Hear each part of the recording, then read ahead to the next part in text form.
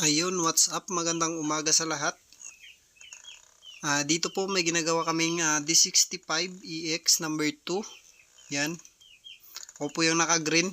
Binabaklas namin yung basurang sumisingit sa truck link para matanggal dahil nagpapalit kami ng truck pad, panibagong truck pad. So yan, kita nyo naman guys, napakatigas. Kailangan gamitan ng bara.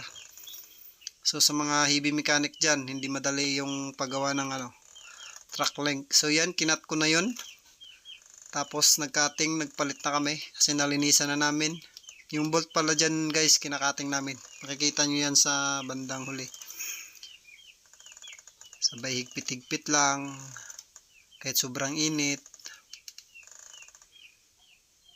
Ayan, patingin-tingin pa sa kasama.